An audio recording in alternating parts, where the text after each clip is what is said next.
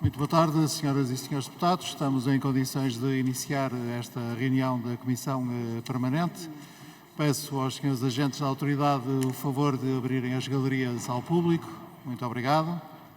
E começo naturalmente por felicitar todas e todos os deputados que se encontram eleitos já para a próxima legislatura e desejar a todos, sem exceção, um bom trabalho. E em relação àqueles que cessam funções com o fim desta legislatura, agradecer-lhes toda a dedicação, empenhamento, competência e entusiasmo com que participaram na nossa vida democrática como representantes eleitos do povo português. Também julgo que ainda não tinha informado a Câmara e faço agora, informando que a nossa colega, Vice-Presidente Edith Estrela, foi nomeada recentemente representante da Comissão da Cultura da Assembleia Parlamentar do Conselho da Europa no Centro-Norte-Sul. Sabem como eu valorizo a atividade internacional e europeia dos nossos deputados. Quero felicitá-la por isso e comunicar à Câmara.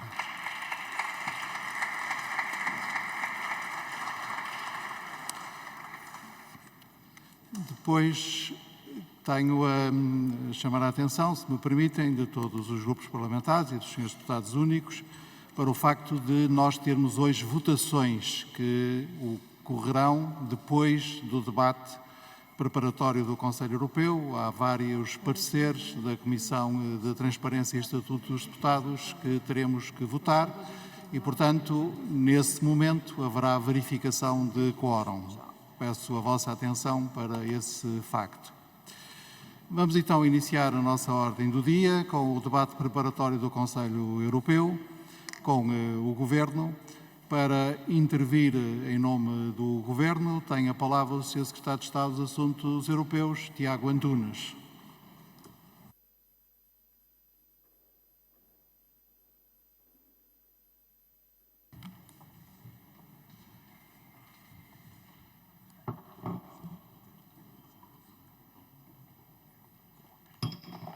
Sr. Presidente, senhoras e senhores deputados, na próxima semana teremos um Conselho Europeu que será marcado essencialmente por 3 temas. Em primeiro lugar, e como tem vindo a ser habitual, a Ucrânia, a guerra na Ucrânia. Sobre esta matéria foram tomadas decisões muito importantes nos últimos 2 Conselhos Europeus, como é sabido, em dezembro com a decisão de abertura de negociações de adesão relativamente à Ucrânia e também à Moldova, e no Conselho Europeu Extraordinário de fevereiro a decisão de atribuição de um apoio financeiro plurianual, portanto, de longo prazo, à Ucrânia, no valor de 50 mil milhões de euros. Desta vez trata-se de uma reafirmação do apoio à Ucrânia nas suas várias dimensões, política, financeira, militar, diplomática, humanitária, e a continuação das várias frentes em que a União Europeia tem estado concentrada para manter e reafirmar o apoio ao povo ucraniano e a condenação da invasão da Rússia. Um segundo tema que irá marcar este Conselho Europeu será o da segurança e defesa. A política europeia de segurança e defesa é algo em que hoje em dia parece claro que a União Europeia deve assumir uma maior responsabilidade e em que é preciso dar passos significativos em frente. Não se trata, obviamente, de criar um exército europeu, trata-se sobretudo de reforçar e de investir na base tecnológica e industrial de defesa europeias,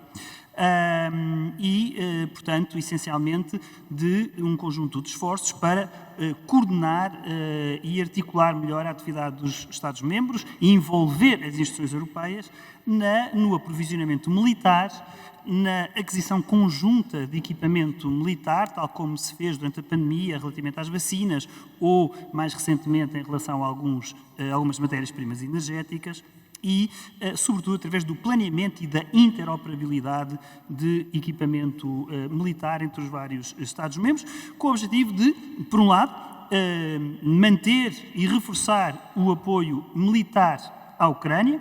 É sabido a esse respeito que não foi possível ainda cumprir o compromisso que foi assumido de fornecimento de 1 milhão de munições à Ucrânia e, portanto, mantemos esse objetivo e, para isso, temos que reforçar a capacidade industrial e tecnológica na área da defesa dentro da União Europeia, com o objetivo também de reforçar a autonomia estratégica da União Europeia, um desígnio essencial desde a Cimeira de Versalhes e da aprovação da bússola estratégica da União. E, uma vez que vamos canalizar investimentos crescentes em matéria de defesa, importa fazê-lo sobretudo para a indústria de defesa europeia e não para fora do espaço europeu, e fazê-lo também, esta é uma grande preocupação de Portugal, envolvendo não apenas grandes empresas, grandes corporações nesta área, mas também pequenas e médias empresas que possam também ser envolvidas e ter aqui um papel relevante neste reforço e nesta capacitação do setor industrial e tecnológico da defesa ao nível europeu. O terceiro grande tema prende-se com a situação no Médio Oriente e, em particular, na faixa de Gaza. O objetivo é, este tema tem vindo a ser discutido pelos líderes também nas últimas cimeiras, nos últimos Conselhos Europeus. O objetivo é agora conseguir a aprovação de conclusões sobre esta matéria, portanto, haver uma tomada de posição a 27 sobre esta matéria, afirmando uma enorme preocupação com a situação humanitária na faixa de Gaza, a preocupação de estabelecer um corredor marítimo e de permitir o fornecimento e o abastecimento de assistência humanitária a Gaza também por via terrestre, apelar a uma pausa humanitária imediata que abra caminho para um cessar-fogo duradouro e sustentável e, obviamente, como tem vindo a ser feito, a condenação do ataque do Hamas e a exigência de libertação imediata e incondicional de todos os reféns, o reconhecimento do direito legítimo à defesa de Israel, mas em termos que estejam de acordo com o direito internacional e com o direito internacional humanitário, um lamento profundo pela perda de vidas humanas que atinge já uma escala absolutamente intolerável e o apelo a uma solução definitiva para este conflito em linha com a solução de 2 Estados. Estes serão os três grandes temas que marcarão este Conselho Europeu. Depois, outras matérias que são abordadas serão também a matéria de alargamento e reformas internas da União Europeia para permitir esse alargamento. Haverá uma decisão a tomar em relação à Bósnia e Herzegovina. A Comissão Europeia propôs esta semana a abertura de negociações em relação à Bósnia e, portanto, essa será uma matéria a ser discutida dos líderes, com provavelmente o reconhecimento, de facto, dos passos importantes e do compromisso e da seriedade da Bósnia nas suas reformas e no seu processo de aproximação à União Europeia, dando este passo de abertura de negociações, mas reconhecendo que ainda há progresso a fazer em várias áreas para cumprimento de todas as condições e, portanto, que o quadro negocial deve ser aprovado apenas quando esses passos sejam completados. Também uma revisão do trabalho em curso quanto à definição de um roteiro para as reformas internas que a União Europeia deve levar a cabo, de forma a permitir a conclusão, ou a concretização, melhor dizendo, do processo de alargamento em curso. Igualmente será feito um ponto de situação em matéria de migrações, agora que foi aprovado todo o trabalho legislativo, foi concluído todo o trabalho legislativo em torno do novo Pacto para as Migrações e Asilo e passamos a uma nova fase de implementação. Também uma análise sobre o setor da agricultura, com a exigência de tomada de medidas e de iniciativas por parte da Comissão Europeia ao nível da simplificação e do levantamento de custos de contexto e do reforço e do fortalecimento da posição dos agricultores nas cadeias de distribuição alimentar. E uma atenção muito particular à situação neste setor económico, sem, contudo, naturalmente, pôr em causa a transição climática e uma política comercial aberta e ambiciosa da União Europeia. E, por fim, um endosso das recomendações económicas para a zona euro no contexto do semestre europeu. Serão estes os temas que irão marcar, então, o Conselho Europeu da próxima semana. Eu aproveito, sendo esta a última vez que me dirijo a esta Assembleia nesta qualidade, já tive a oportunidade de me despedir da Comissão de Assuntos Europeus, mas acho que agora é que é mesmo, de vez, agradecer o trabalho que aqui fomos desenvolvendo ao longo deste mandato e o escrutínio constante por parte dos senhores deputados em relação à atividade do Governo no contexto da atividade do funcionamento da União Europeia. O escrutínio parlamentar é um elemento absolutamente essencial do funcionamento da nossa democracia e apenas serve para melhorar o exercício da governação e, portanto, foi com muito gosto que aqui prestei contas perante Vossas Excelências e esse é um aspecto absolutamente vital do funcionamento da nossa democracia, neste que foi um privilégio de servir o meu país nestas funções, defendendo o interesse nacional junto à União Europeia e defendendo o interesse europeu, queria felicitar também todos os deputados que foram eleitos nas eleições do passado domingo e agradecer àqueles que não o foram o trabalho que prestaram nesta legislatura. Muito obrigado.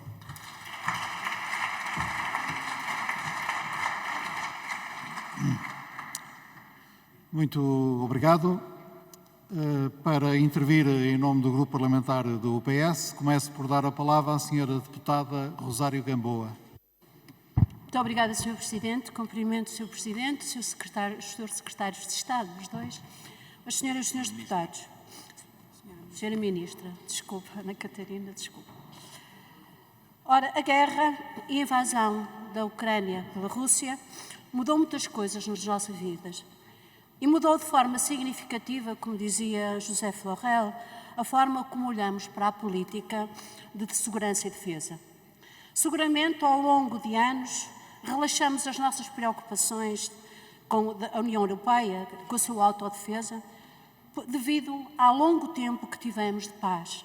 E talvez também, aprofundando nesse contexto, a dependência dos Estados Unidos com um escudo seguro, com base na confiança em relações de estabilidade que foram adquiridas e consolidadas ao longo de décadas. Mas o mundo mudou de forma disruptiva e o que achávamos impossível, surgiram novas configurações e o signo de incerteza alargou-se. No centro das preocupações atuais, o apoio ao esforço da guerra na Ucrânia impõe-se como uma questão de segurança vital para a UE. E era aqui que eu gostaria de radicar a minha intervenção, Sr. Secretário de Estado. Esta preocupação com a guerra da Ucrânia como questão de segurança vital para a UE, sofre uma agudizada pertinência pelos impasses sistemáticos na administração americana e a certeza dos resultados eleitorais que teremos em novembro. A Europa precisa de repensar, reorganizar e investir na sua política de defesa, concertando e coordenando um conjunto de medidas entre os Estados-membros no sentido de superar debilidades, como, por exemplo, produzir e adquirir armamento para abastecimento próprio, que ficou bem patente na incapacidade de a Europa poder responder ao compromisso que tinha assumido com a Ucrânia de enviar 1 milhão de munições até março.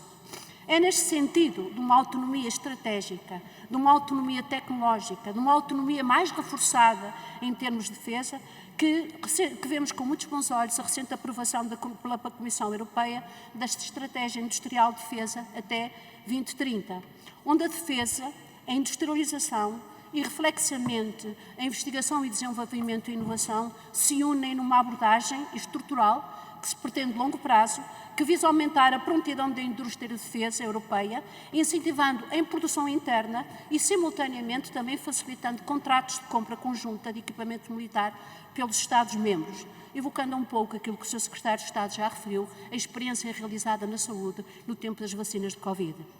Mas há uma meta que foi definida, ainda que não de forma compulsiva, que é a meta de que o valor do comércio de defesa intra-União Europeia seja pelo menos 35% do valor do mercado da defesa da União Europeia até 2030. Ora, mas além deste aspecto que estava a evidenciar, há outra questão que gostava de pôr em destaque.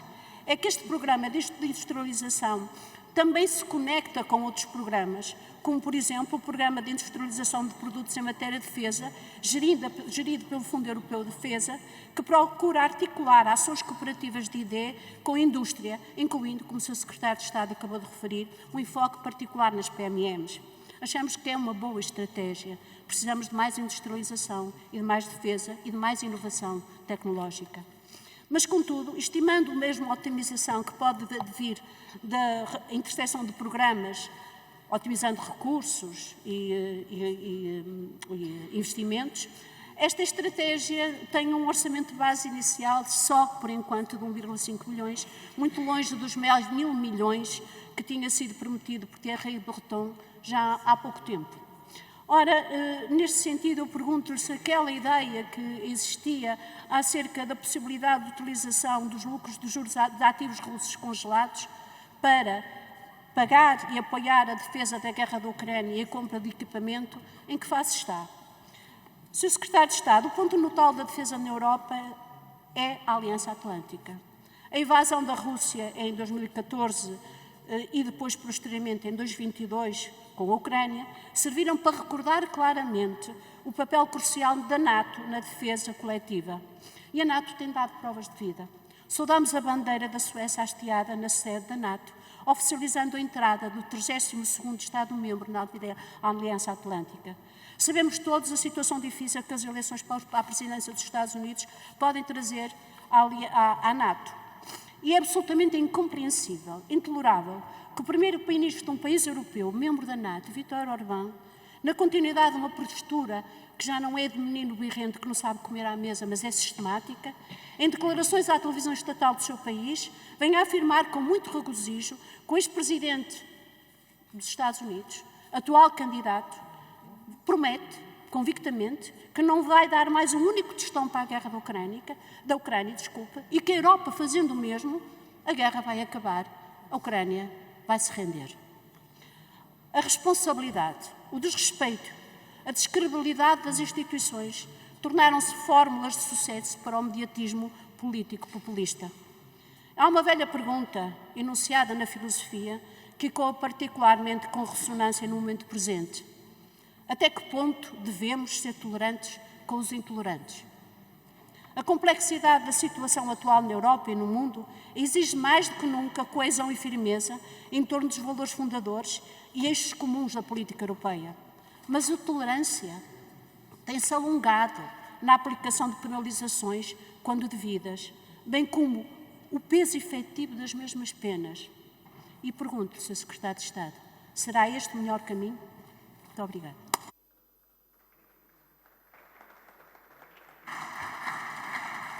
Ficaram 50 segundos. No tempo restante do Partido Socialista, tem agora o uso da palavra a Sra. Deputada Jamila Madeira. Muito obrigada, Sr. Presidente. Sr. Secretário de Estado, Sra. Ministra, na madrugada de ontem saiu de Chipre um navio de bandeira espanhola com 200 toneladas de alimentos com destino à faixa de Gaza. Só posso regozijar-me com esse facto. Mas se é um facto que a ajuda humanitária é necessária e urgente, é mais urgente ainda que se tome uma posição que impeça o extermínio de um povo em clara violação do direito internacional. Sr. Secretário de Estado, sabemos que o Conselho Europeu vai reunir com o Sr. Secretário-Geral das Nações Unidas nesta data. O ilustre português tudo tem feito para proteger estas populações cercadas por terra e por mar faz já quase 2 décadas. A União Europeia tem que fazer o seu papel e, para além de enviar ajuda humanitária, tem que solicitar à Presidente da Comissão, Ursula von der Leyen, que vá ao território e leve a palavra do povo português, do povo europeu, como fez tão prontamente quando se deslocou ao território ucraniano. Temos que ser a força da ajuda humanitária e de promoção de paz. Temos e só podemos ser aqueles que se orgulham por construir a paz e temos que estar lá também com aquelas pessoas. Muito obrigada.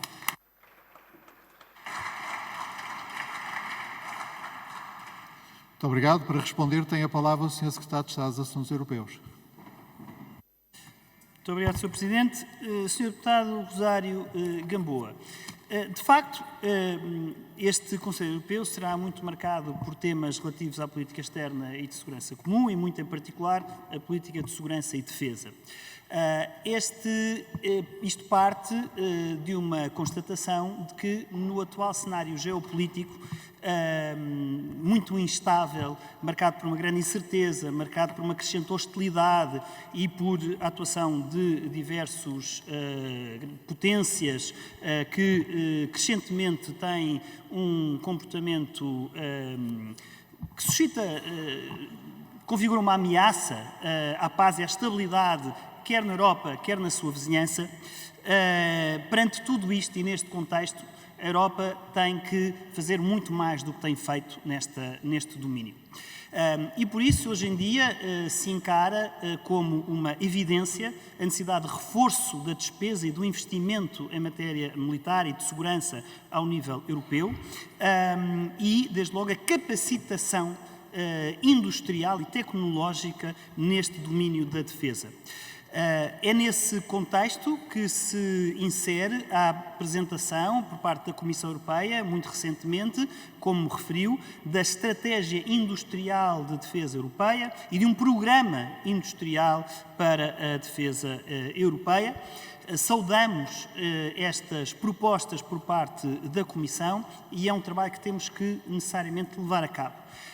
Temos que levar a cabo por uma questão de autonomia estratégica da União Europeia. Não podemos estar a falar a todo o tempo da autonomia estratégica da União Europeia e não reforçarmos a nossa autonomia em matéria de defesa, sobretudo tendo consciência de que, sendo imensamente importante a nossa participação no contexto da NATO e o reforço da importância da NATO, que aliás se já era antes, tornou ainda mais visível e premente desde a invasão da Ucrânia, mas sabemos que quando olhamos para o futuro e sobretudo perante a incerteza do que se passará ao nível nas próximas eleições presidenciais norte-americanas, a Europa tem também que assumir uma maior responsabilidade e fazer a sua parte, quer no contexto do chamado pilar europeu da NATO, quer reforçando a sua política própria no domínio da segurança e da defesa.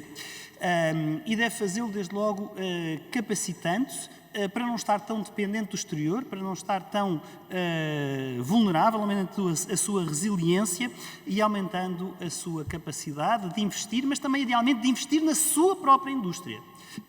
E, portanto, em vez de exportarmos somas muito avultadas com vista à aquisição de material militar, devemos verdadeiramente usar essas somas no reforço da indústria e, designadamente, de tecnologia até de duplo uso que possa ser produzida ou fabricada em solo europeu e, como disse há pouco, também envolvendo pequenas e médias empresas e empresas tecnológicas que possam participar neste esforço. Também, obviamente, em Portugal queremos participar desse esforço.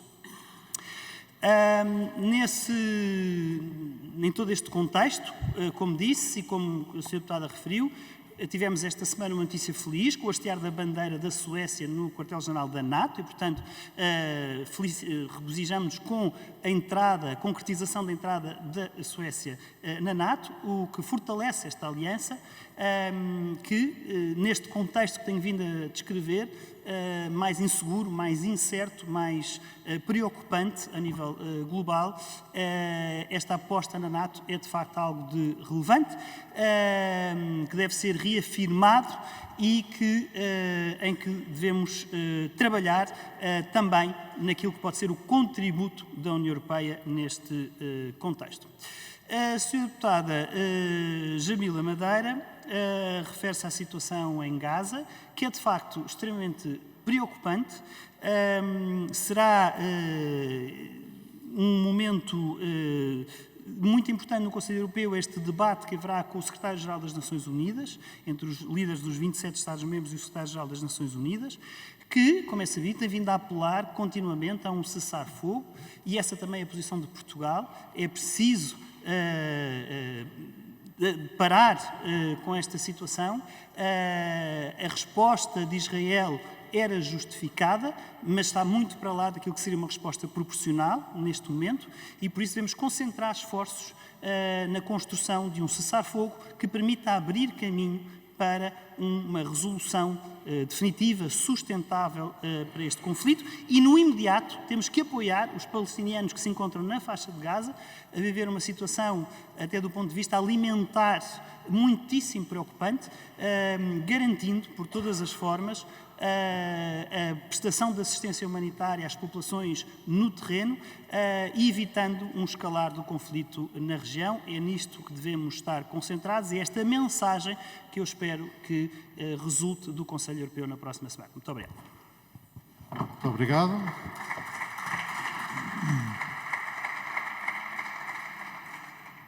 Tem agora a palavra para intervir em nome do Grupo Parlamentar do PSD o Sr. Deputado Paulo Muniz. Muito obrigado, Sr. Presidente, senhoras e senhores deputados, Sra. Ministra, Sr. Secretário de Estado. Sobre a guerra na Ucrânia, nós estamos num impasse. Assistimos a uma Rússia que se reorganizou face à situação inicial do conflito e que está a ser fornecida de material de guerra pelos aliados do Irão e a Coreia do Norte, e vemos uma Ucrânia a quem a Europa falhou a entrega de 1 milhão de munições no mês de março. Nós temos que responder a uma pergunta que o Sr. Presidente Macron colocou pertinentemente no dia 26 de fevereiro, no Eliseu, numa reunião que aconteceu 2 dias depois do 2º aniversário da invasão da Ucrânia.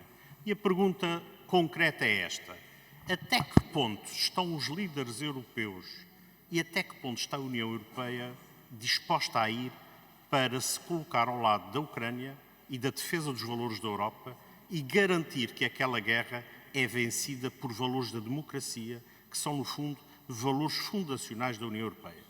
E esta questão passa muito por saber se a União Europeia, nomeadamente os seus membros, estão dispostos, por exemplo, a encontrar soluções de fornecimento de material bélico noutras paragens para responder à urgência do apetrechamento militar da Ucrânia.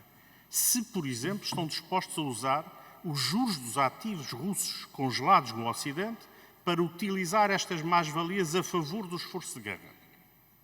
Se estão, por exemplo, dispostos a impedir que as sanções que repetidamente e crescentemente são aplicadas não tenham qualquer eficácia. E a pergunta que lhe faço é: neste conjunto objetivo de ações concretas, o governo português vai defender a sua aplicação, como a senhora von der Leyen também defende? Vai ser veemente nesta defesa e nesta ação concreta, ou vai ter outra posição que não esta de força? Esta é a primeira questão que lhe coloco. O senhor alto responsável para os negócios estrangeiros e para a política de defesa, em conjunto com a Comissão Europeia, gizaram um plano de reindustrialização da defesa, podemos assim chamar. Estava previsto de 23 a 25 e agora é estendido até 30. Nós sabemos que a área da defesa foi muito maltratada em Portugal por este governo, desde o recrutamento, desde os efetivos, desde, por exemplo, do arsenal do Alfeite, que deixamos chegar a uma situação calamitosa. Houve um desinvestimento que nos preparou para sermos frágeis no contexto da defesa europeia. E a pergunta que lhe faço é: encara a mutualização de fundos para responder a este desafio como uma boa medida? Porque já vimos que na União Europeia há países que são a favor e há países que são contra. Eu gostava de saber exatamente o governo português, sobre essa matéria, se está solidário com a perspectiva de um empréstimo conjunto e, se ele não ocorrer, se está disposto a juntar-se aos países que queiram criar este fundo conjunto para responder a este desidrato. Não posso também deixar de falar em matéria de defesa, que é um dos temas do próximo Conselho, uma circunstância que nós soubemos há 4 dias. Portugal terá que devolver 10 milhões de euros de fundos europeus que recebeu para a implementação do sistema informático, novo sistema informático de controle fronteiriço, de controle de movimentação de pessoas no quadro europeu, e vimos o Conselho de Ministros, último, fazer uma adjudicação por ajuste direto de 25 milhões para à pressa resolver esse problema. E a pergunta que lhe faço é: como é que o Sr. Secretário de Estado se apresenta em Bruxelas num Conselho que vai discutir a defesa como assunto central, o controle transfronteiriço, quando o senhor é forçado a devolver 10 milhões de euros porque não teve a capacidade de utilizar na execução de um sistema informático? E sabe porque é que isso aconteceu?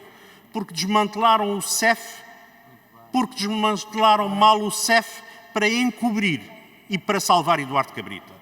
E isto fez-se à custa de 10 milhões de euros não utilizados que vão ser devolvidos. É por essas e por outras que os senhores empobrecem o país. E também nesta senda, infelizmente, Portugal é campeão de sanções, de multas pela não transposição das diretivas. Posso lhe dizer que amanhã, o Tribunal de Justiça da União Europeia vai apreciar uma multa de pelo menos 1.258.000 euros pelo atraso do governo português em transpor a Diretiva das Comunicações Eletrónicas. Ó Sr. Secretário de Estado, a transposição de diretivas é o cumprimento do direito da União Europeia. É criar condições de equidade entre as empresas e os cidadãos nos diversos países da União Europeia. E nós passamos pela vergonha de sermos multados em mais de 1 milhão de euros, pelo menos, dinheiro de todos os contribuintes, por inação e incompetência do Governo. Sr. Secretário de Estado, é mais um contributo para o empobrecimento. Para além do empobrecimento pela vossa incompetência, pelo vosso laxismo, preocupa-nos muito a imagem perante as instituições europeias que os senhores dão da capacidade de cumprimento das obrigações do Estado português enquanto membro de pleno direito da União Europeia. Em boa hora o povo português decidiu, porque já bastava de tanta incompetência ao serviço deste país. Muito obrigado.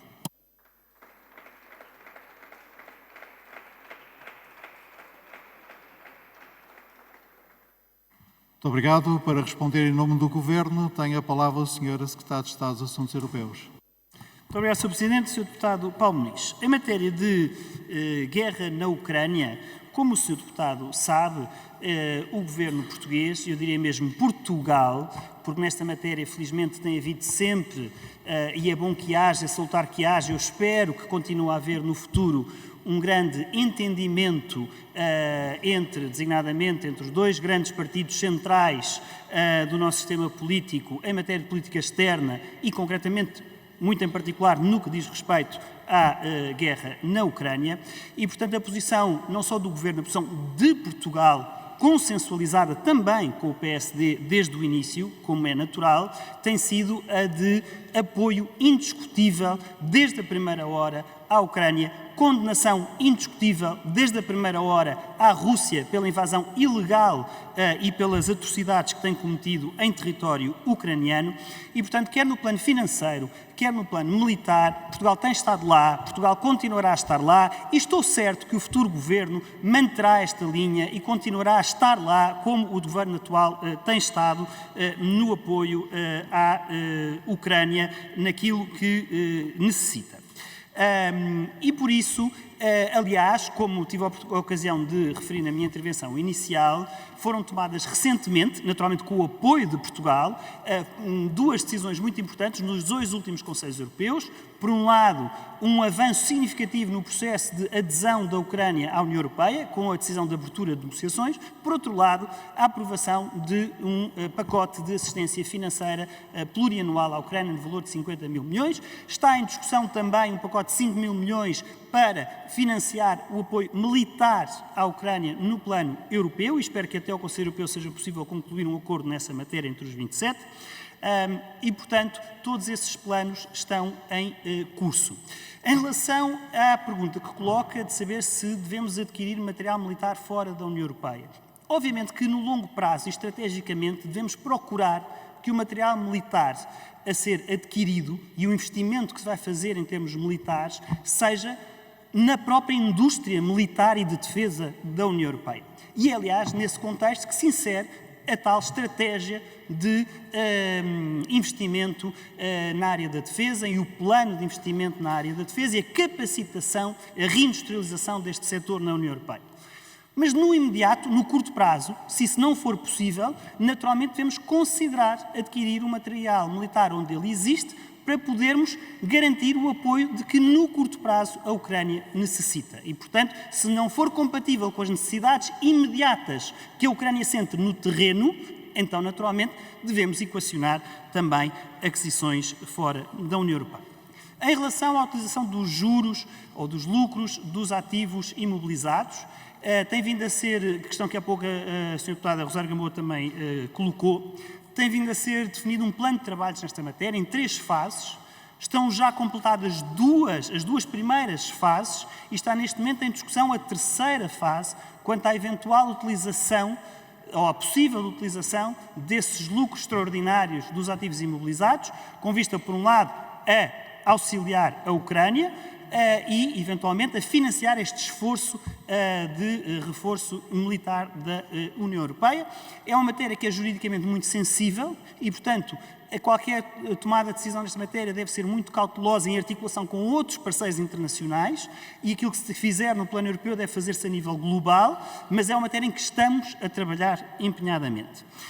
E, naturalmente, estamos e continuamos a trabalhar empenhadamente ao nível das sanções à União Europeia. Aprovámos já 13 pacotes, das sanções à Rússia, peço desculpa, aprovámos já 13 pacotes de sanções e o tema da evasão às sanções é um tema muito importante a que também a União Europeia está muito atenta para fechar qualquer hipótese de fuga a essas sanções ou de contornar essas sanções e está também trabalho em curso que naturalmente o Estado português apoia nessa matéria.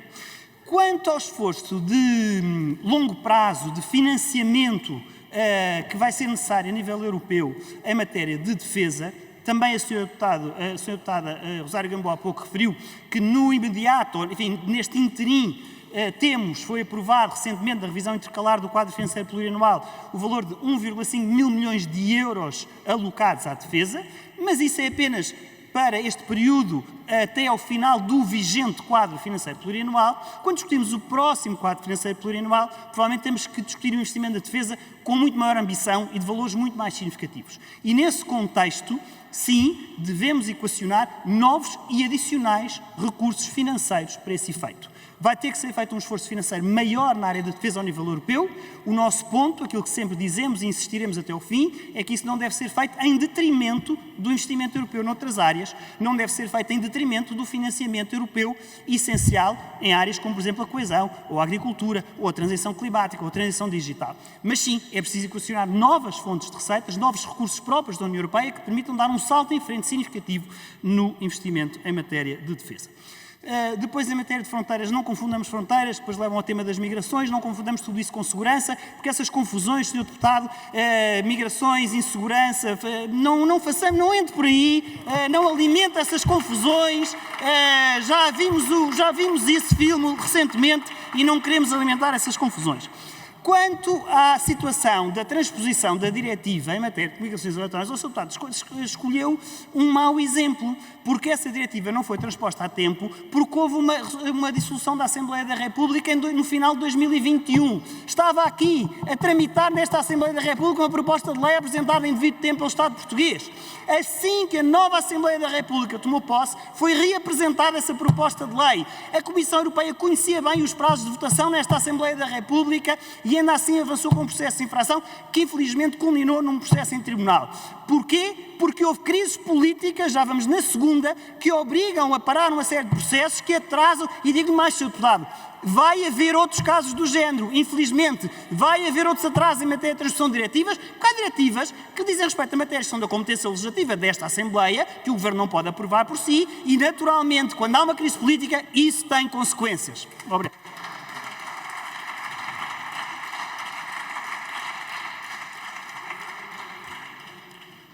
Muito obrigado. Para intervir em nome do Grupo Parlamentar do Chega, tem agora a palavra o Sr. Deputado Bruno Nunes.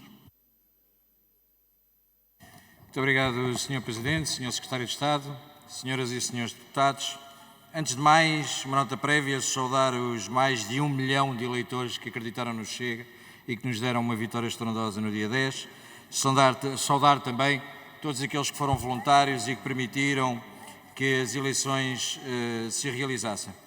E esta nota prévia faz ligação com esta questão de que, mesmo perdendo 43 deputados, vocês não perceberam a questão da segurança, a questão da ligação à imigração, a questão do que se passa na Europa e, na realidade, esta sua ida à reunião do Conselho Europeu poderia não realizar-se, mas não devem existir vazios e Portugal deve estar representado. No entanto, os senhores pouco ou nada nos vão representar, pouco ou nada vão representar o povo português, porque as vossas políticas terminaram da pior forma e terminaram até com uma correlação com aquilo que é a União Europeia. Porque não nos esqueçamos que as primeiras buscas realizadas no dia 7 de outubro têm a ver com um projeto europeu que era prioridade em Sines e que deu origem à vergonha que deu. Portanto, seria uma pergunta interessante de fazerem no Conselho da Europa em relação a todos estes processos. Conselho Europeu. Meus senhores, este debate preparatório do Conselho Europeu ficará marcado por ser o último do Partido Socialista a representar, mas ficará marcado também com uma nova conjuntura política ou partidária no nosso Parlamento, que daqui para a frente terá um comportamento de certeza completamente dispar. Os partidos anti-NATO entraram em processo de dissolução, estão praticamente todos de saída e quase não têm representatividade no Parlamento.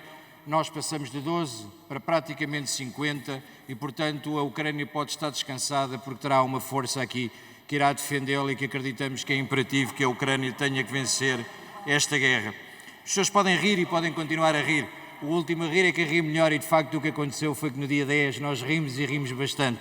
Finalmente, o socialismo acabou neste país, já não são apenas 2 partidos, são 3 partidos e o Sr. Secretário de Estado, inclusive, quando diz que existiu um grande consenso em relação à Ucrânia nos 2 grandes partidos, eu sei que ainda lhe custa, mas pode dizer que existiu entre os 3 grandes partidos, porque nós somos um grande partido com 50 representantes aqui dentro.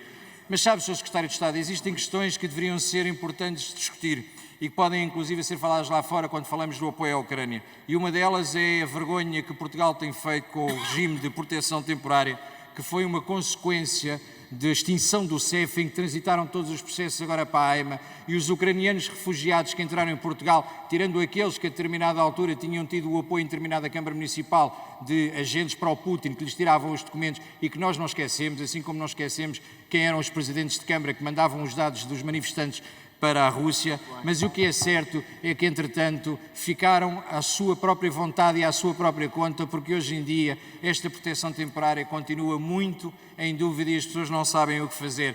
Sabe, uma das coisas que devia ser referido eram os jovens ucranianos que tentaram ter escola, que os senhores dizem lá fora que tentaram ajudar e que a grande parte dessas famílias não conseguiram colocar as crianças na escola e são milhares e milhares de relatos. Senhor Secretário de Estado, como lhe disse, nós concordamos e estamos de acordo, os 3 maiores partidos estão de acordo no apoio à Ucrânia e achamos que é imperativo que a Ucrânia vença a guerra para que não possa ter um problema e não tenhamos um problema ainda maior na Europa. Mas estamos muito preocupados com esta compra conjunta do armamento e estamos preocupados porque o mesmo é dirigido pela mesma pessoa que fez a compra conjunta das vacinas e continua a estar sob a investigação da Procuradoria Europeia. Continuamos sem conhecer exatamente os contratos e a forma como foi feita e gostávamos que tudo isso fosse de facto muito esclarecido, porque isto é uma consequência da falta de investimento, da vossa incompetência e da forma como desleixaram as Forças Armadas Portuguesas, porque não são 2% ao ano, são praticamente 20 anos de responsabilidade vossa e do Partido Social Democrata, que não investiu nas Forças Armadas e que não cumpriu os 2% do PIB.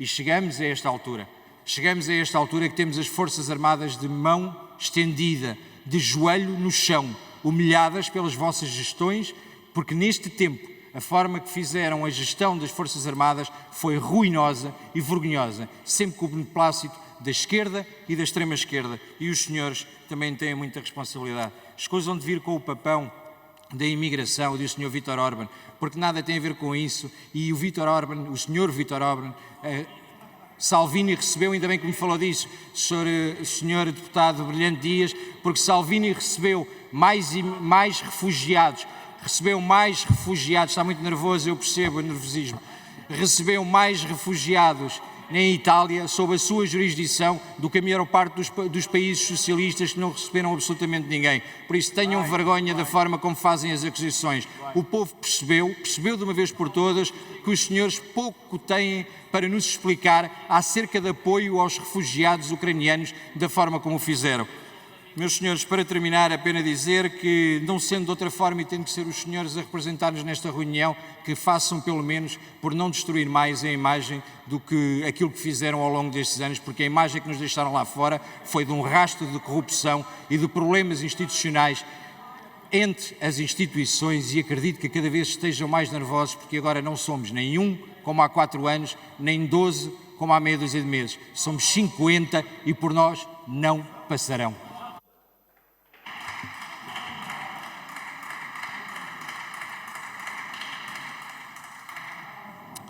Para responder em nome do Governo, tem a palavra o Sr. Secretário de Estado dos Assuntos Europeus.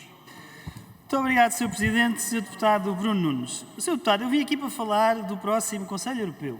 O Sr. Deputado, no essencial, veio aqui para falar de política interna, de resultados eleitorais e de autocomprazimento e autoelogio. Portanto, não temos sobre essas matérias um debate, nem um diálogo. Responder-lhe apenas àquilo que diz respeito à matéria que está na agenda do Conselho Europeu, designadamente no que diz respeito à Ucrânia. E, a esse respeito, o Sr. Deputado tentou aqui inserir-se num consenso partidário nacional em relação ao apoio à Ucrânia. Mas depois, a propósito do regime de proteção temporária que permitiu acolher milhares de refugiados ucranianos que aqui vieram procurar segurança e acolhimento em Portugal, fala em vergonha.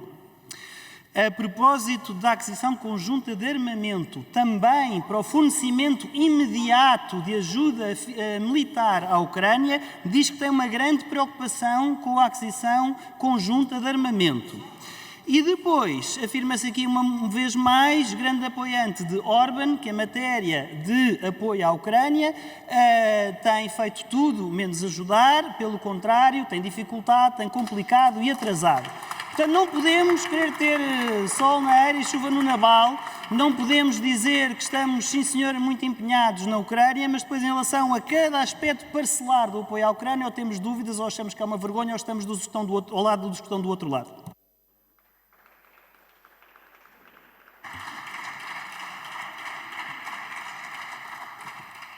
O Sr. Deputado Bruno Nunes pede a palavra para... Sr. Presidente, para fazer um ponto de ordem à mesa, por favor. Uma interpelação à mesa. Faça a favor. Sr. Presidente, eu queria apenas que fosse distribuída à Câmara, nomeadamente ao Sr. Secretário de Estado, a proposta apresentada, o projeto apresentado nesta Câmara pelo Partido Chega, que fomos o único que quisemos condenar a Rússia como Estado apoiante do terrorismo. Obrigado.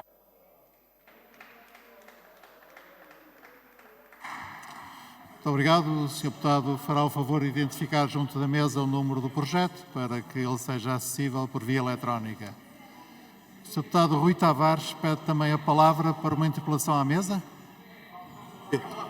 Muito rapidamente, nessa distribuição de documentos, poderia distribuir-se o primeiro apresentado nesta legislatura pelo livro de condenação dos crimes de guerra cometidos pela Federação Russa, portanto, ainda bem antes desse projeto que foi referido pelo deputado Bruno Nunes. Muito obrigado.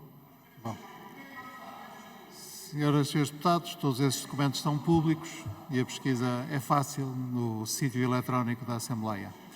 Para intervir em nome do Grupo Parlamentar de Iniciativa Liberal, tem agora a palavra o Sr. Deputado João Coutrinho de Figueiredo.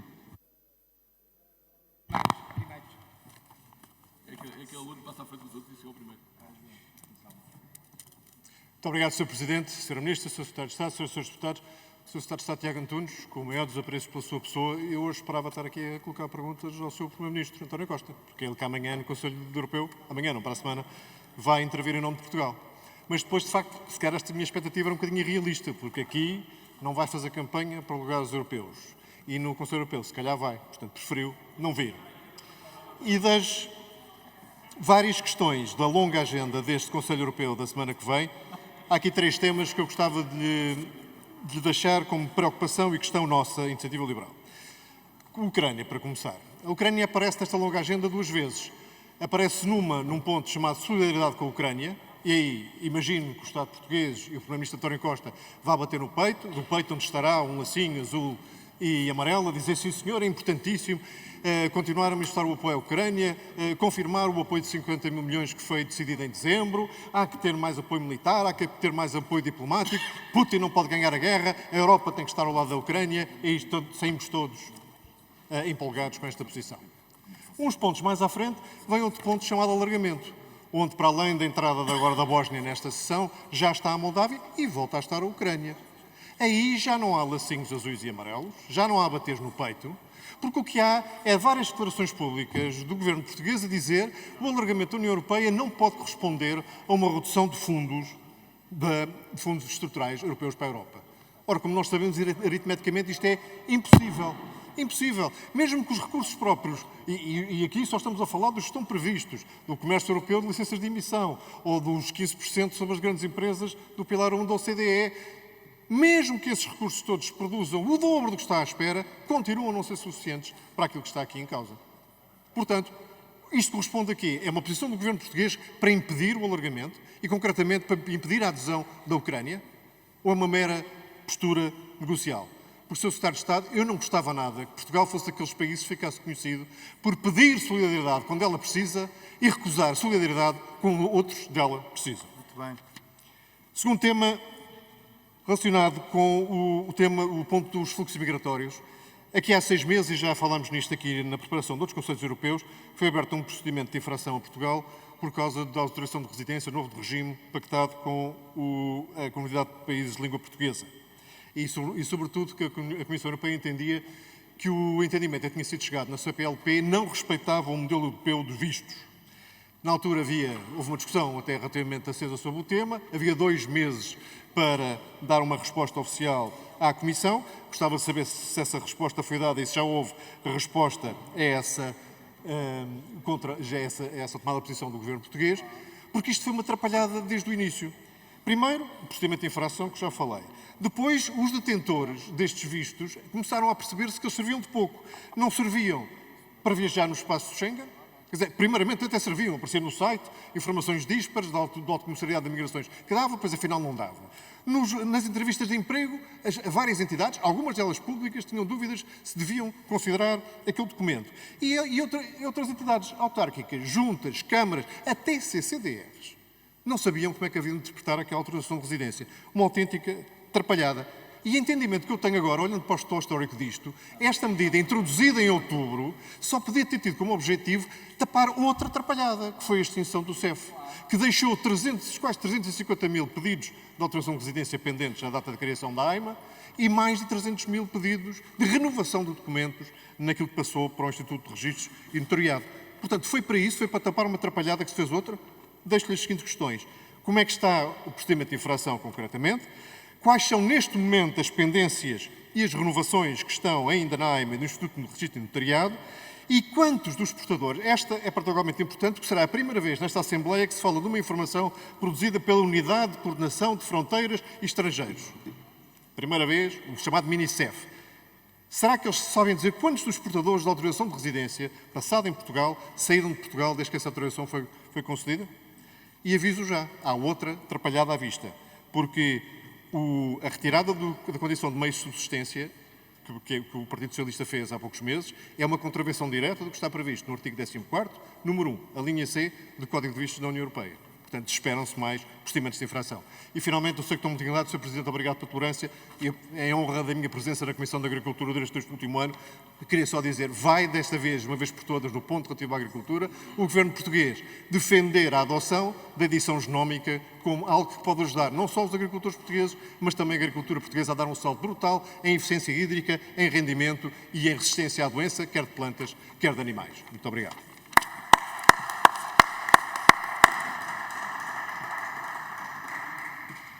Muito obrigado. Para responder, tem a palavra o Sr. Secretário de Estado dos Assuntos Europeus. Muito obrigado, Sr. Presidente. Sr. Deputado João Coutinho Figueiredo.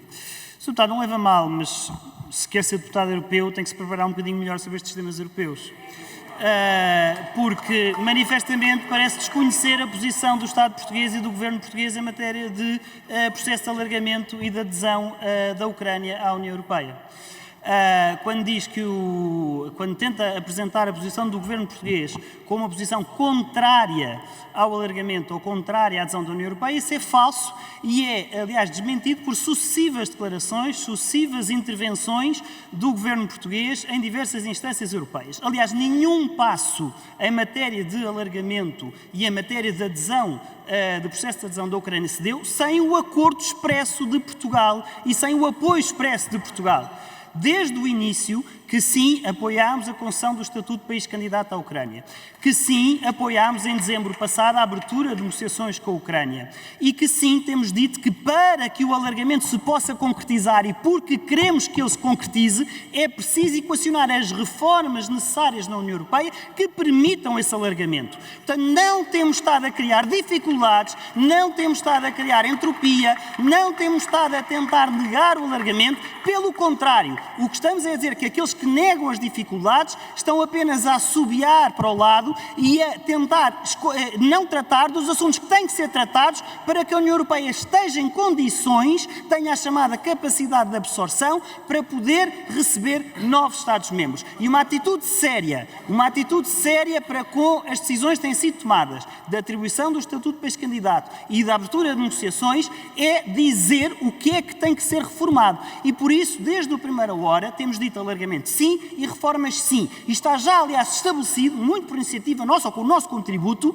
que estes dois processos têm que andar em paralelo, porque ambos são vitais, porque o alargamento não se conseguirá dar-se sem uma reforma da União Europeia e, portanto, sim, temos posto o acento tónico na reforma da União Europeia para permitir o alargamento, incluindo da Ucrânia. Portanto, Sr. Deputado, há longa documentação de todas estas posições que agora acabei de lhe explicar. Portanto, é bom talvez atualizar a sua percepção sobre este assunto. Em matéria de acordo de mobilidade com a CPLP, também, Sr. Deputado, a União Europeia, a Comissão Europeia, nunca contestou a viabilidade ou a validade jurídica do acordo de mobilidade com a CPLP. Disse que o modelo documental, o papel que é utilizado, que não entender da Comissão Europeia, devia ser outro, devia ser um modelo uniforme europeu e não um específico que utilizamos. Estamos a falar de um modelo documental, não estamos a falar do acordo de mobilidade CPLP, não é isso que está em causa e, portanto, não confundamos tudo e, a propósito de um aspecto técnico, relativamente técnico, não tentemos passar aqui uma ideia de que todo o acordo de mobilidade é contrário ao direito da União Europeia, que não é. Como temos vindo a explicar, como já explicámos à União Europeia, esclarecendo em resposta a esse processo de infração que foi iniciado, e estamos confiantes que, naturalmente, isso será devidamente esclarecido e que a União Europeia arquivará esse processo de infração por entender que são realidades distintas. Uma coisa é o regime de visto de Schengen, outra coisa é o regime de autorização de residência no quadro da CPLP, têm âmbitos distintos, têm direitos distintos, têm finalidades distintas, um não viola o outro, tem cada um o seu espaço para intervir. Muito obrigado, Sr.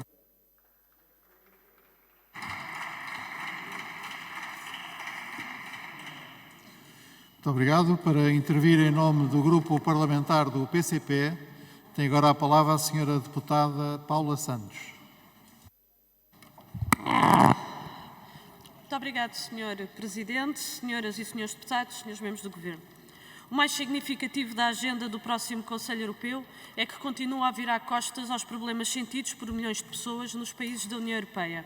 O aumento do custo de vida, as dificuldades no acesso a cuidados de saúde, a pobreza e a exclusão social, que contrasta com a acumulação de colossais lucros por parte dos bancos e dos grandes grupos económicos para o que contribui o Banco Central Europeu ao manterem alta as taxas de juros e o que tem consequências no agravamento da situação social e económica. Isto é o que deveria ser discutido. Medidas e políticas efetivas que combatam a degradação das condições de vida e o agravamento das injustiças e das desigualdades sociais. Foi isto que levámos ao Parlamento Europeu esta semana, no debate marcado por iniciativa dos deputados do PCP. Esperemos, sem grande esperança, devo dizer, que a terceira seja de vez. O Conselho Europeu não continua em silêncio perante a dramática situação na Palestina, em consequência da brutal agressão de Israel. Não continua sem dizer uma única palavra de condenação perante os crimes de Israel nos territórios palestinianos ocupados. São mais de 100 mil vítimas, mais de 31 mil mortos, na sua maioria crianças e mulheres, os cerca de 2 milhões de deslocados perante a negação das mais essenciais condições de vida, o que configura uma política genocida por parte de Israel. A ausência de qualquer referência a esta dramática situação é reveladora do cinismo e da hipocrisia de quem, noutras ocasiões, é prolixo em proclamações e condenações sobre violações do direito internacional, dos direitos humanos e da democracia. Uma posição que traduz uma efetiva e indisfarçável cumplicidade com os hediondos crimes, massacres e atrocidades cometidos por Israel contra o povo palestiniano. É urgente o cessar-fogo imediato e permanente na faixa de Gaza.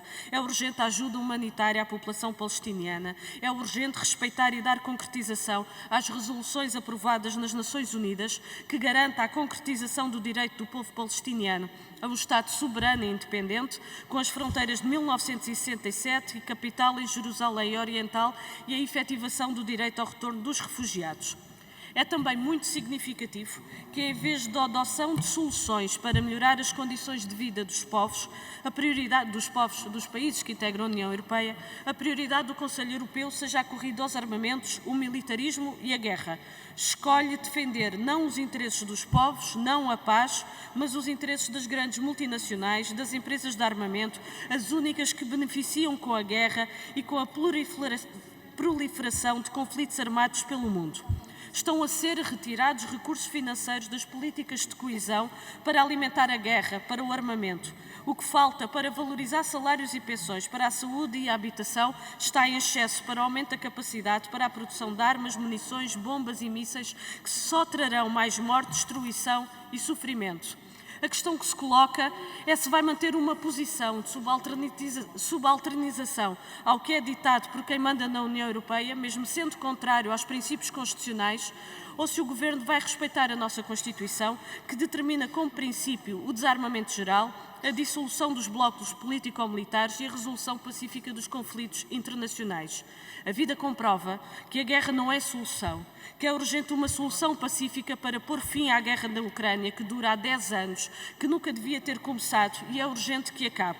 São cada vez mais as vozes de diversas geografias e de diversos quadrantes que apontam como solução a via negocial e a diplomacia para pôr fim à guerra na Ucrânia, vozes às quais o Governo se deveria ter juntado no respeito pelos princípios constitucionais, pugnando por um caminho de desanuviamento das tensões internacionais. Muito obrigado. Para responder em nome do Governo, tem a palavra o Sr. Secretário de Estado dos Assuntos Europeus. Muito obrigado, Sr. Presidente. Sra. Deputada Paula Santos, no que diz respeito à situação na Palestina, em concreto na faixa de Gaza, eu também acho, como disse aliás na minha intervenção inicial, que o Conselho Europeu não deve estar em silêncio sobre esta situação. Pelo contrário, deve aprovar um pronunciamento claro sobre a situação que se está a viver. É essa a ambição que existe neste momento e é nesse sentido que se está a trabalhar com vista à negociação e à aprovação de linguagem comum aos 27 sobre a situação na faixa de Gaza. Linguagem essa que, sim, que idealmente, do nosso ponto de vista, que apele a um cessar-fogo. É isso que temos vindo a defender, tanto ao nível da União Europeia como ao nível das Nações Unidas, e é isso que pretendemos que aconteça no terreno, é um cessar-fogo. Devemos empenhar-nos ao nível da União Europeia para que assim seja e para que isso possa ser uma posição unânime dos 27, um cessar-fogo no imediato e trabalharmos em conjunto numa solução que possa ser duradoura para este conflito, e solução essa que, do nosso ponto de vista, também deve partir da solução dos dois Estados e do reconhecimento dos dois Estados, e, portanto, é nisso, essa posição do governo português é conhecida, é clara, é isso que defendemos em Bruxelas, e é isso que eu espero que aconteça na próxima semana e que haja um pronunciamento claro dos líderes dos 27 neste sentido, com uma enorme preocupação pela situação humanitária, pelo que está a passar no terreno e pela situação dos milhares de pessoas que vivem em condições muito precárias neste momento na faixa de Gaza. Em relação ao financiamento militar, já aqui tive a ocasião de dizer que se a União Europeia está, de facto, apostada na sua autonomia estratégica, deve necessariamente investir mais na sua segurança e defesa. Mas que esse investimento, que tem que ser encarado seriamente e, sobretudo, numa lógica de longo prazo, não deve ser feito em prejuízo ou em detrimento ou à conta de outras áreas muito importantes da política europeia, designadamente da política de coesão, ou da política agrícola, ou da transição climática, ou da transição digital, e, portanto, naturalmente, será preciso encontrar novas e adicionais fontes de financiamento que não comprometam o necessário investimento nessas outras áreas de atuação europeia. Em relação à guerra na Ucrânia, Sra. Deputada, é conhecida a distância e já tivemos aqui ocasiões múltiplas de discutir neste Parlamento, entre aquilo que tem sido a posição do Governo, constante desde o início, desde a invasão da Ucrânia, 24 de fevereiro de 2022, e aquilo que tem sido o posicionamento do PCP sobre esta matéria.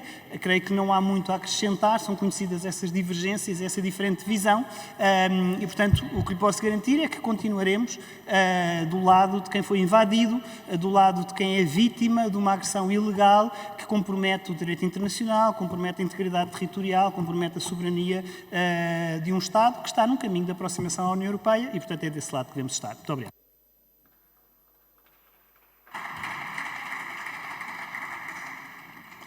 Muito obrigado. Tenho agora a palavra para intervir em nome do Grupo Parlamentar do Bloco de Esquerda, o Sr. Deputado Pedro Filipe Soares. Muito obrigado, Sr. Presidente, Sra. Ministra, Sr. Secretário de Estado, Senhoras e Senhores Deputados. Sr. Secretário de Estado, há 2 anos atrás, António Costa era laudado na Europa por ter tido uma maioria absoluta e por lhe lançarem um conjunto de vaticínios que englobavam o cumprimento de um mandato que valorizasse o Estado Social em Portugal, a participação de Portugal na construção de uma Europa mais solidária, mais respeitadora dos direitos humanos e até o reconhecimento de uma voz capaz de levar esses valores para lá da Europa. 2 anos depois, tivemos uma maioria absoluta que abriu a porta para que a direita chegasse ao poder em Portugal. Vemos uma Europa que tem no Mediterrâneo, mas também nesta mais recente lei sobre a imigração, o impacto direto e inequívoco da mão da extrema-direita e o governo português a assinar por baixo estes acordos no espaço europeu, e vemos não é bem um silêncio, porque as vozes vão-se ouvindo, mas uma falta de ação concreta para uma condenação inequívoca nas instâncias internacionais das atrocidades que estamos a assistir na Palestina. Nós vemos a fome a ser usada enquanto arma de guerra na Palestina. Vemos a sede a ser usada enquanto arma de guerra na Palestina.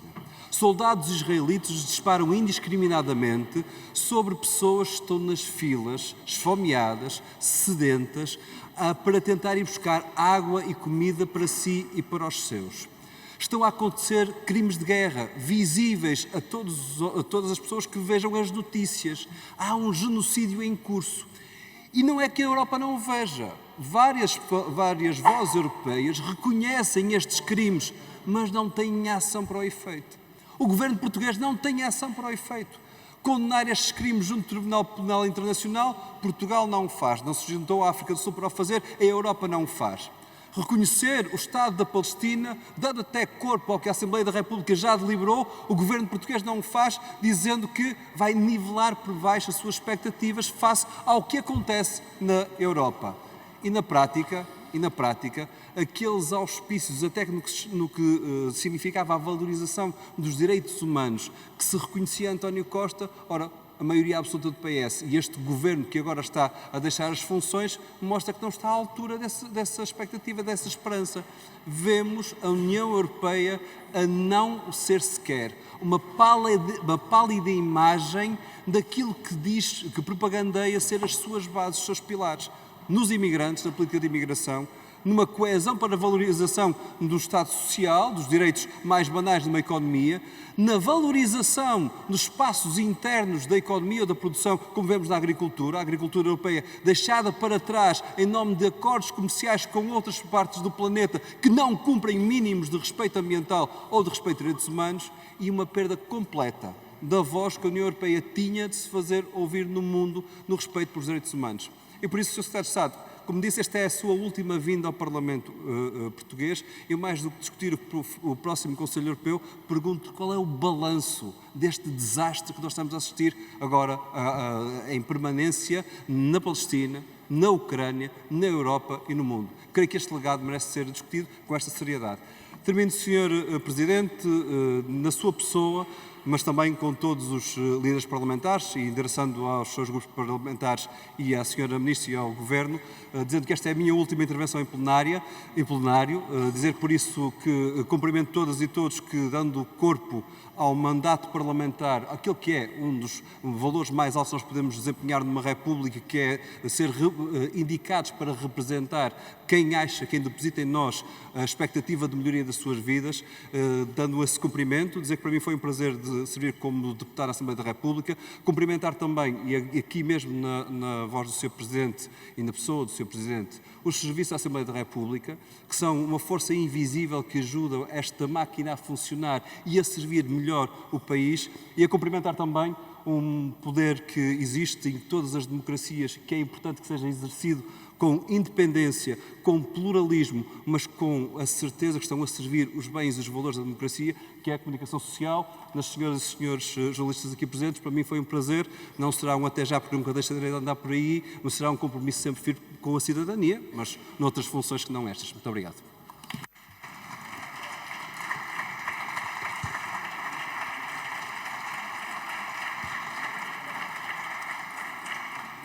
Muito obrigado. Também permito-me agradecer em nome de toda a Câmara as suas palavras, desejar os maiores êxitos na sua vida pessoal, profissional e também política futura e agradecer-lhe o contributo que deu ao longo de toda esta legislatura, assim das legislaturas anteriores, na sua condição de deputado e de líder parlamentar. Para responder,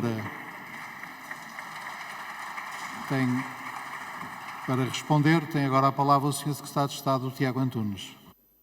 Muito obrigado, Sr. Presidente. Associo-me também às suas palavras, Sr. Deputado, no exercício das suas funções parlamentares e de liderança da bancada parlamentar. Não tenho dúvidas nenhumas de que serviu a causa pública e quero felicitá-lo por isso e desejar-lhe as melhores felicidades para o futuro. Sr. Deputado, a União Europeia é um projeto a 27. E os 27 nem sempre estão de acordo com tudo, nem sempre têm a mesma visão sobre tudo, mas têm uma obrigação, que é encontrar compromissos, encontrar uma forma de avançarem e de procurarem aproximar posições. Nós não temos a mesma posição que todos os Estados-membros, ou até diria que a generalidade dos Estados-membros em matéria de migrações. Nós gostaríamos que o Pacto para as Migrações e Asilo, que foi recentemente aprovado, tivesse um conteúdo diferente em vários aspectos. E batemos por isso, e lutámos por isso. Não foi possível que a versão final aprovada tivesse o conteúdo que nós mais gostaríamos de ter, que tivesse. Mas é positivo que exista este novo Pacto. E este novo pacto é um avanço em relação à situação vigente até então, à situação que tínhamos anteriormente, e por isso apoiamos que haja esta aprovação deste pacote legislativo, que em muitos aspectos constitui de facto um avanço, mas que noutros fica aquém do que nós gostaríamos ou contém conteúdos que nós preferíamos que não tivesse.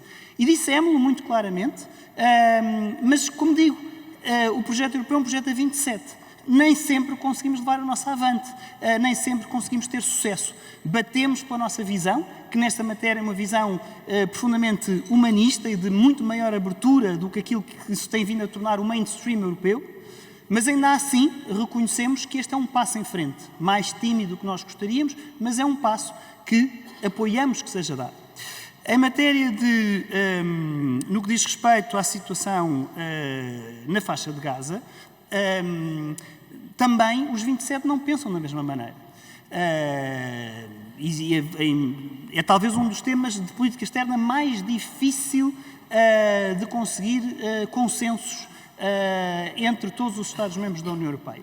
Tem havido um trabalho intenso nesse sentido e eu estou bastante confiante, ou relativamente confiante, que vai ser possível neste Conselho Europeu, ao contrário do que aconteceu nos anteriores, uma tomada de posição conjunta dos 27, com um conjunto de posicionamentos claros em relação ao que está a passar, que é muito preocupante. A situação no terreno é muito preocupante e, por isso, a União Europeia não pode passar ao lado dessa situação, tem que a discutir, tem vindo a discutir, mas mais discutir tem que posicionar-se, tem que afirmar uma posição.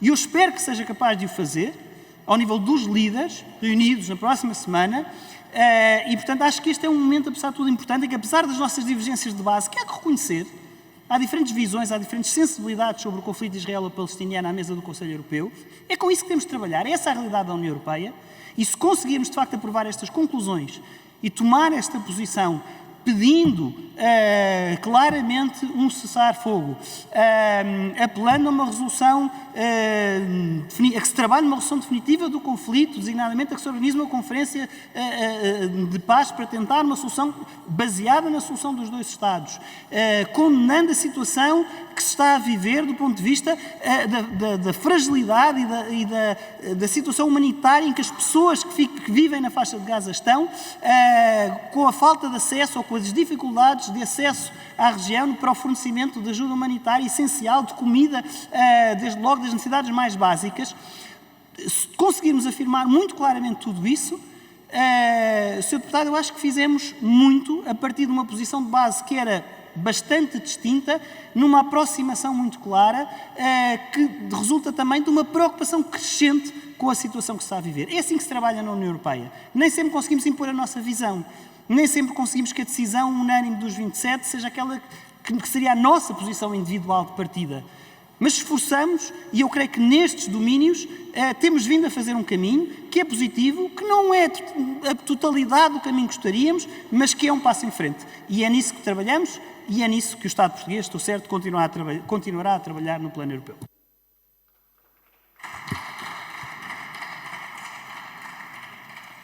Muito obrigado. Tem agora a palavra a senhora deputada Inês Sousa Real, do PAN. Muito obrigada, Sr. Presidente, senhoras e senhores deputados. Cumprimento a Sra. Ministra e também o Sr. Secretário de Estado, aproveitando para agradecer toda a colaboração que foi prestada ao longo deste mandato. Ela foi, de facto, não só ao nível daqui da Assembleia da República, mas também ao nível das questões que fomos colocando, foi sempre presente nesta relação interparlamentar. Relativamente ao debate e à preparação do Conselho Europeu, nós gostaríamos de colocar aqui algumas questões que se centram não com a questão humanitária, que já foi esclarecida. De facto, estes 300 milhões, este pacote de 300 milhões de euros foi fundamental, tendo em conta o drama humanitário que se está a viver, mas há uma outra dimensão em que, no entender do Pessoas, Animais e Natureza, seria fundamental fazer chegar também o apoio da União Europeia. E falo naquele que é o domínio ambiental, porque a ação da Rússia está a provocar aqui um desastre ambiental que constitui um verdadeiro ecocídio. Falamos de milhares de animais e também uma destruição e uma contaminação dos solos sem precedentes. Falamos de milhares de metros quadrados de solos contaminados. E nessa medida seria importante perceber o que é que está a ser feito para travar, por um lado, a perda da biodiversidade e a morte destes milhões de animais, por outro lado, o impacto que vai ter na saúde humana toda esta destruição e esta contaminação. Falo também daquilo que vai ser a necessidade de reabilitar as estações de tratamento da água e das águas residuais da própria Ucrânia, se há alguma coisa que esteja a ser pensada e qual vai ser a posição de Portugal em relação a isso. Por outro lado, e apesar de já ter aqui sido referida a questão da faixa de Gaza, Sr. Secretário de Estado, nós não podemos deixar de ter presente que só nestes últimos meses, desde outubro, que já morreram mais crianças que nos últimos 4 anos da guerra. E para além das crianças, também temos, em particular, cerca de 2,5 milhões de crianças, mulheres, idosos, pessoas com deficiência, pessoas também LGBTI, que precisam de serviços de prevenção adequados e especificados para as necessidades que estão a viver neste momento. E pergunto se neste domínio está alguma coisa prevista que vai ser debatida e qual a posição que Portugal também vai ter nesta dimensão humanitária, em que dentro de todas as vulnerabilidades é uma vulnerabilidade ainda maior. E agradeço, para além de todo o balanço que nos possa também trazer aqui hoje, agradeço mais uma vez a cooperação que foi demonstrada ao longo deste mandato.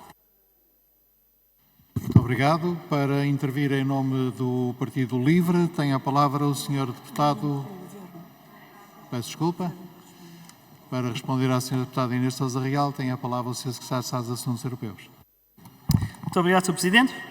Respondo com todo o gosto. Sra. Deputada, também agradeço a colaboração que temos tido. Em relação à situação na Ucrânia, ela tem múltiplas dimensões muitíssimo dramáticas. Uma delas é, de facto, o das consequências ambientais deste conflito, e não é por acaso que no plano de 10 pontos do Presidente Zelensky, no plano para a paz do Presidente Zelensky, em 10 pontos, um deles tem a ver justamente com o ecocídio. E foi justamente um dos pontos em que Portugal tem manifestado sistematicamente, no plano bilateral, a disponibilidade para trabalhar e para colaborar com a Ucrânia neste domínio. Do plano de 10 pontos, temos essencialmente mostrado a nossa possibilidade de trabalhar com a Ucrânia em 3 deles, e um deles é justamente este, e portanto, naturalmente, no trabalho que haverá pela frente, aí estaremos também a ajudar a Ucrânia nesse plano.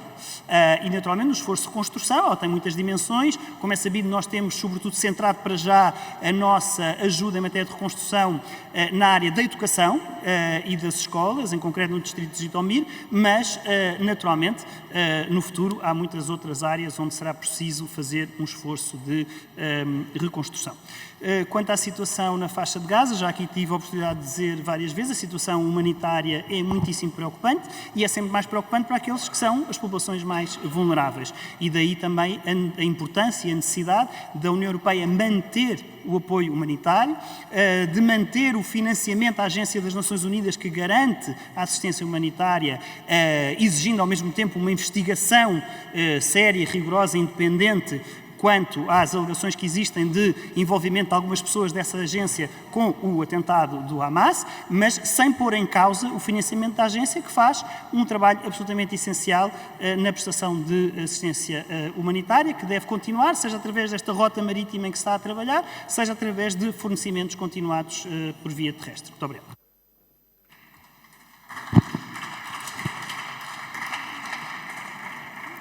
Muito obrigado. Dou agora a palavra ao Sr. Deputado Rui Tavares, do LIVRE. Muito obrigado, Sr. Presidente. Boa tarde, caras e caros colegas. Sra. Ministra, Sr. Secretário de Estado, se não erro e salvo algum imprevisto, esta é a última intervenção desta legislatura. É um bom momento para fazer o balanço da relação entre Parlamento e Governo em matéria europeia. Há momentos de que nos devemos orgulhar e este Parlamento foi um dos primeiros Parlamentos da União Europeia, se não o primeiro, a aprovar um projeto de resolução a apoiar a candidatura da Ucrânia à União Europeia. O Governo, nessa altura, achou que deveria ceder o passo, endossar essa decisão à Assembleia da República. Tenho orgulho que tenha sido o LIVRE a apresentar o projeto de resolução, creio que estarão todos lembrados, de apoio a essa candidatura. E há momentos também em que o balanço é negativo, porque apesar desta Assembleia da República já ter aprovado em legislaturas anteriores o reconhecimento da independência da Palestina e nesta legislatura, também no projeto de resolução do LIVRE, ter aprovado que o reconhecimento da independência da Palestina não tem que esperar pela unanimidade da União Europeia, eu creio que o Governo aí faria bem em, no seguimento do que são as opiniões do Parlamento português, que transporta a continuidade das posições do Estado português sobre o reconhecimento de outros Estados, em levar em linha de conta, e não demos porque no Governo português isso tenha sido feito após a aprovação desse projeto de resolução recente. Eu creio que quando cessamos funções, e todos o faremos, porque elas são por natureza transitórias, o que mais nos importa é um dia, após termos cessado essas funções, olharmos para trás e percebermos que fizemos tudo o que é possível. Há um problema na política europeia já há muitos anos, é que a política europeia deixou de fazer, deixou de projetar e deixou de fazer. Só em momentos de emergência, como foi na altura da pandemia, a União Europeia apareceu, apesar de tudo, no seu melhor. Nós estamos numa situação em que Putin transformou a economia russa numa economia de guerra, não só contra a Ucrânia, mas de afrontamento à Europa em 2 anos, e a Europa nada fez. Não temos a Comissão com o Comissário de Defesa, por exemplo, não recuperámos a ideia de uma Comunidade Europeia de Defesa, que é essencial hoje em dia. E não o faremos enquanto a política europeia for bloqueada pelos amigos dos amigos de Putin, alguns dos quais às vezes enchem a boca de Ucrânia, mas continuam a ser amigos daqueles que foram financiados por Vladimir Putin. E com esses e com o bloqueio desses, certamente não faremos nada. É essa incerteza também que nós temos agora, também no Parlamento português, é que se não fizermos tudo o que há para fazer enquanto há condições para o fazer, encontramos-nos às vezes em situações de enorme incerteza e bloqueio. E para essas só há 2 tipos de resposta. Ou aqueles que agravam o bloqueio com um discurso de divisão, de ódio e de medo, ou um discurso que não tenha medo, não tenha receio de sonhar o futuro e de propor um futuro melhor e que pode ser, creio que o demonstramos, igualmente eficaz a esse discurso da demagogia e do populismo. Eu creio que é essa mensagem também que recentemente as eleições nos deram.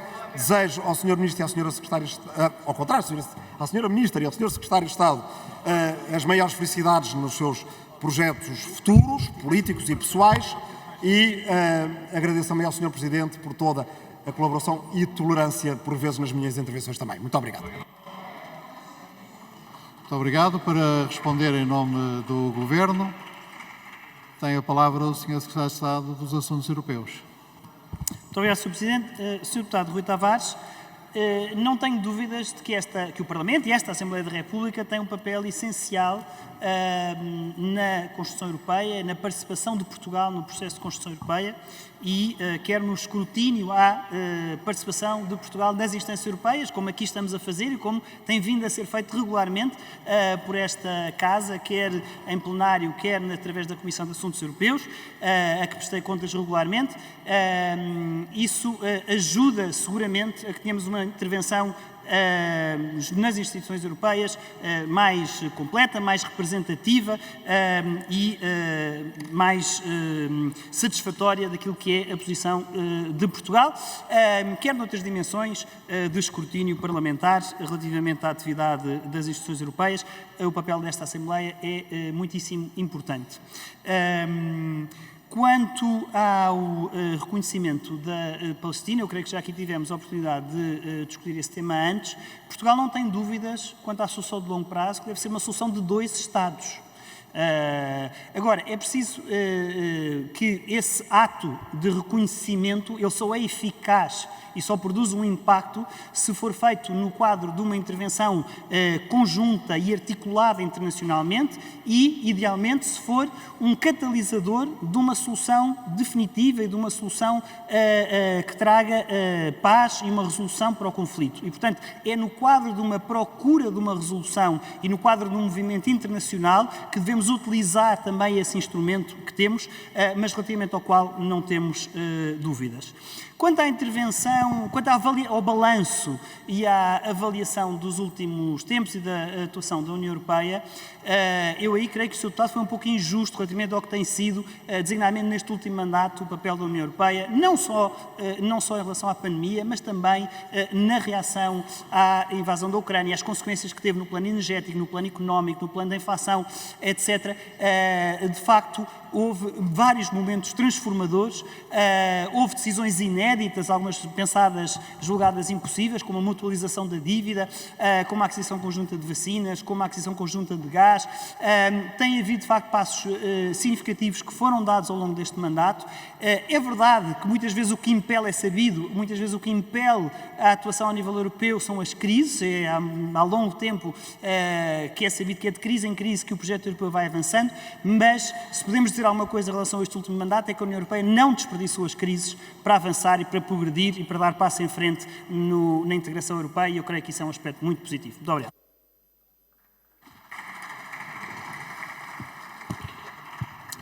Muito obrigado. Assim terminamos este ponto da nossa ordem do dia e vamos proceder agora a votações, despedindo-nos do Governo.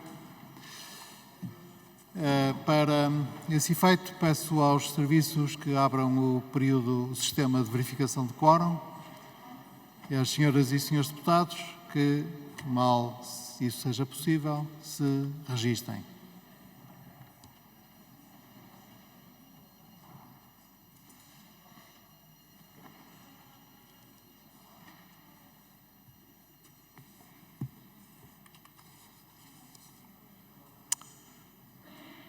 Muito obrigado. Vamos ver então aqueles que não conseguiram registrar-se. O Sr. Deputado Paulo Muniz, no Grupo Parlamentar do PSD. O Sr. Deputado Capolas Santos, no Grupo Parlamentar do PS. E a Sra. Deputada também. Sim. Dora Brandão. Sim, Dora Brandão também não conseguiu registrar-se. Estão registados manualmente. E vamos então proceder à leitura de vários pareceres que nos chegaram da Comissão de Transparência e Estatuto de Deputado. Passo a palavra à Sra. Deputada Maria da Luz Rosinha.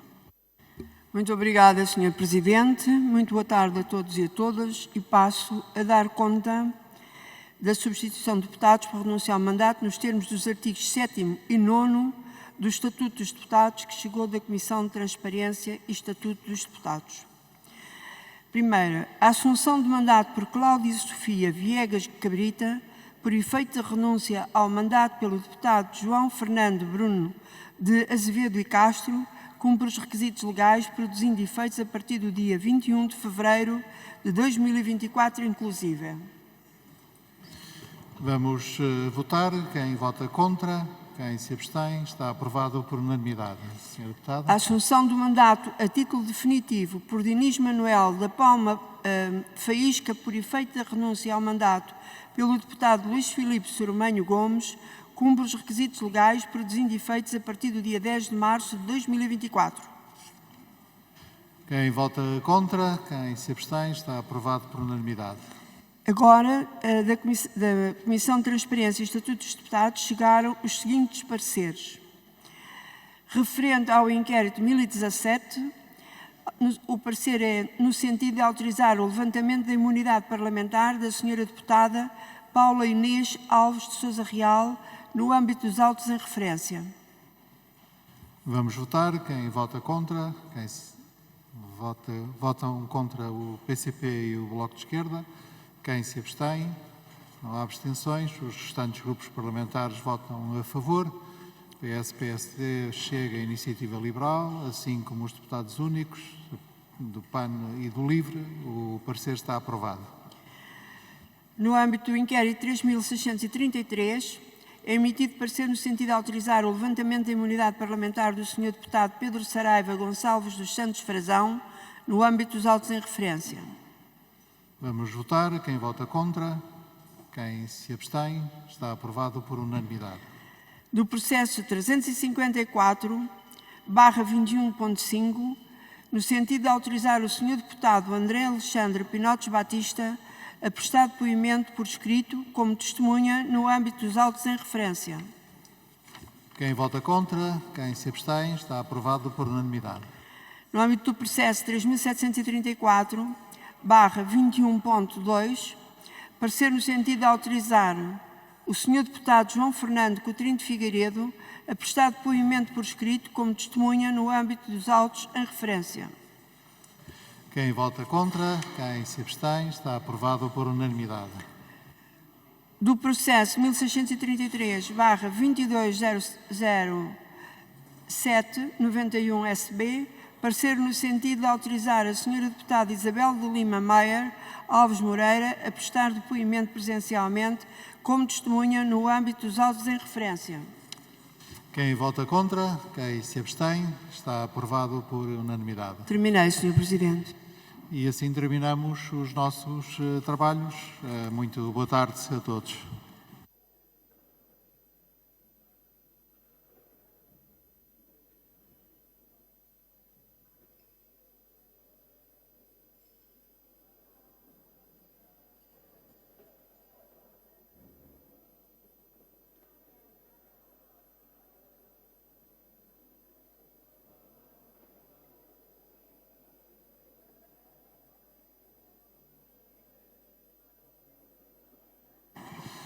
Peço só imensa desculpa, só para ficar registado. Entretanto, chegou o Sr. Deputado Adão Silva, que também já registado manualmente.